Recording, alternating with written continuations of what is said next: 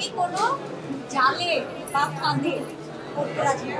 অনেকে বলে যে আপু ম্যারিড না সিঙ্গেল নাকি এঙ্গেজ, কি বিষয়টা কোনো সম্পর্কে আসলে বলা যায় না। তো ভালোবাসা দিবসটা একটা খুবই সিগনিফিকেন্ট ইম্পর্টেন্ট ডে, আমি উদযাপন করবো। আমার সাথে ভালোবাসার মানুষ তো নাই, কিন্তু উদযাপন এক লাইনে ভালোবাসার সংজ্ঞা দেওয়া যায়, এটা 2-3 মাস না, এটা হয়তো 5 বছর 10 বছর, তখনই এটাকে আমরা উপযুক্ত ভালোবাসা বলতে পারি। হ্যালো, প্রপোজ করেছে পর্যন্ত, আর আজকে যদি প্রপোজ করে ফেলে এখানে কি আরো মানে আপনার রিঅ্যাকশনে কি হবে?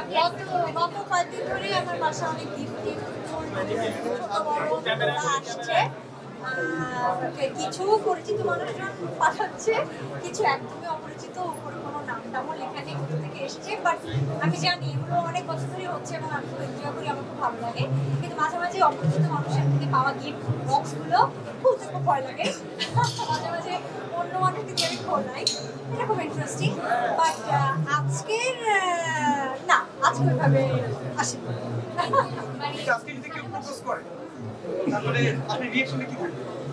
তাহলে তোমাদের সামনে রিঅ্যাকশন তখন দেখতে পারবো, আমি জানি না। এক লাইনে ভালোবাসার সংজ্ঞা দেওয়া যায়, ওরা শুরু করি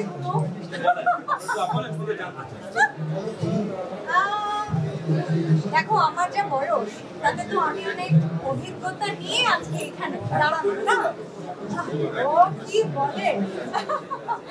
আচ্ছা, তো সে কারণে আমার সংজ্ঞাটা একটু হয়তো বড় হয়। আমার মনে হয় যে অনেকে ভুল করে মায়া বা মোহ বা ঘোরকে, অনেক সময় আমরা ঘোরে আচ্ছন্ন থাকি, আর এই বিষয়গুলোকে অনেকে ভালোবাসা মনে করে।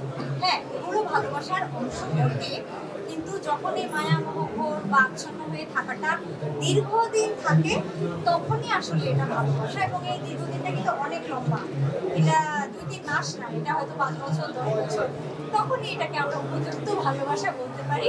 এবং আরেকটা বিষয় আছে, যেটা হচ্ছে যে আমি যেরকম, আমাকে আমার মতো করে যে দেখতে পছন্দ করবে বা মেনে নেবে, এবং আমিও যখন আমার পার্টনারকে তার মতো করে দেখতে পছন্দ করবো, বা আমাদের দুজনের মধ্যে যখন অনেক স্বচ্ছতা থাকবে, সততা থাকবে, এবং এগুলো যখন অনেক দিন ধরে থাকবে, তখনই আসলে বলা যায় যে ভালোবাসা। আমি যে কোনো, যে বললাম আমি আনন্দ থাকার চেষ্টা করি, তো আমি যে কোনো অকেশন সেলিব্রেট করার চেষ্টা করি, খুব বেশি ব্যস্ত না থাকলে। তো ভালোবাসা দিবসটা একটা খুবই সিগনিফিকেন্ট ইম্পর্টেন্ট ডে, আমি উদযাপন করবো। আমার সাথে ভালোবাসার মানুষ তো নাই, কিন্তু উদযাপন জানি না, এসব ইন্টালেকচুয়াল প্রশ্ন। আমি কোনো জালে বা ফাঁদে পড়তে রাজি না। আমি আগেও বলেছি যে অনেকে বলে যে আপু ম্যারিড না সিঙ্গেল নাকি এঙ্গেজ, কি বিষয়টা। আমি সবসময় বলি যে আমি ম্যারিড হই, সিঙ্গেল হই, এঙ্গেজ হই, যাই হই, আমি স্বাধীন। আমি স্বাধীনতায় বিশ্বাস করি, আমি স্বাধীন থাকতে চাই। এগুলো কখনো কখনো মায়া থেকে অনেক সময় পরাধীনতা চলে আসে, অনেক সময় না চাইলেও নিজের ইচ্ছার বিরুদ্ধে মানুষ অনেক কিছু করে ফেলে, এগুলো মায়ার জন্যই হয়। সুতরাং আমি এগুলো থেকে একটু দূরেই থাকি, কোনো সম্পর্কে আসলে বলা যায় না, কারণ এগুলো তো একসঙ্গে সব হয় না। জীবনের এক একটা ফেজে এক একটা ঘটনা ঘটে বা একজনের সঙ্গে পরিচয় হয়, এবং যেহেতু বিভিন্ন ফেজে হয়, সেহেতু বয়সও তখন ডিফারেন্ট থাকে, বা ততদিকে জীবনের অভিজ্ঞতাও বেশ বেড়ে যেতে থাকে।